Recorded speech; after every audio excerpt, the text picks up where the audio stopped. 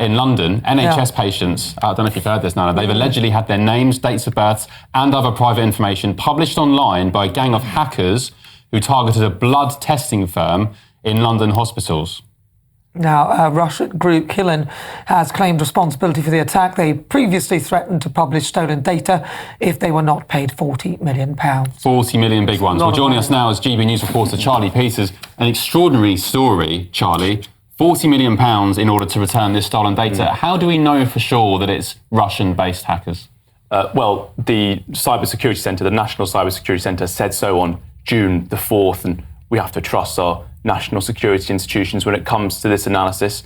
It also helps that Killen have said that they did it. They've said in a statement that it was them. They openly are based in Russia, and they've carried out several attacks like this in the past, but not typically on Russian political aims. So it's highly unlikely that they're linked to the Russian government. This is a ransomware, profit-motivated cyber attacking group. Previously, they've targeted Serbia's sole electricity supply, a Chinese manufacturing giant. Those are key Russian allies. They've also hit the Australian court system. And this is their second big attack in the UK, because in March, potentially a test for this bigger ransomware attack on the NHS, they also hit The Big Issue, that magazine sold by the homeless on the streets. So quite a significant shift towards European targets taking place. And this has been one of the worst cyber attacks in British history. Over 1,000 GP or hospital appointments have been cancelled since June the 3rd, when this cyber attack took place. And the nature of ransomware is such that you can both deny access to a system, which is what has happened here. They've targeted Synovis, a third-party organisation that provides pathology IT services to several NHS London trusts. That means getting your blood tests, getting other crucial information approved before appointments. But they can also steal data. And last night, it seems, they published some 400 gigabytes of private information online. It's also, we understand, including some information on the financial arrangements between Synovis and the NHS. The NHS say they're taking this very seriously, and an analysis of the data is underway as we speak. Well, look, apart from the ransom, so 40 million, which I doubt they're going to get, and they must know that's unlikely. Governments don't pay out in this way. I don't know if they ever have. But what is the benefit to them? Because they've got this data. What are they going to do with it? Why is it worth something?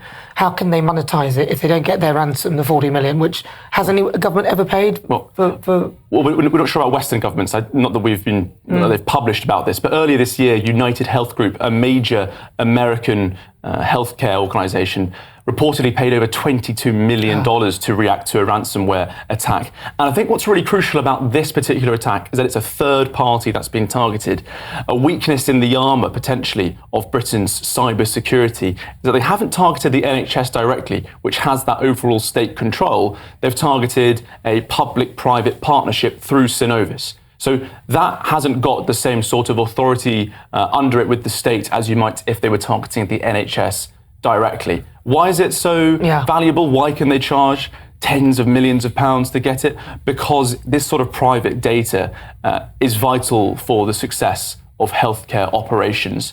When this attack took place on June the 3rd, the next day, the blood test assessments and that process went back to pen and paper. People who are waiting for organ transplants were cancelled. That's a vital service that has to be achieved. And so they know that there is a very significant price tag attached to that. I mean, and we know it's still going on. I mean, just personally, I went to one of these NHS trusts last week for a routine checkup, and my consultant said, both in person and in writing, they wouldn't be able to do any blood tests, well over a week since this attack took place, because of the ongoing cyber security situation. So it's not been fully resolved. Over 1,000 cancellations. This is one of the worst cyber attacks the UK has ever faced. And there are serious questions now, not only for the NHS and the National Cyber Security Centre, but I think really for the government wider. How are they going to get this sorted, and how are they going to get NHS operations back up and running? Well, also, how do they protect themselves from future incidents of it as well? Because it seems that anyone can hack in and get into things like that.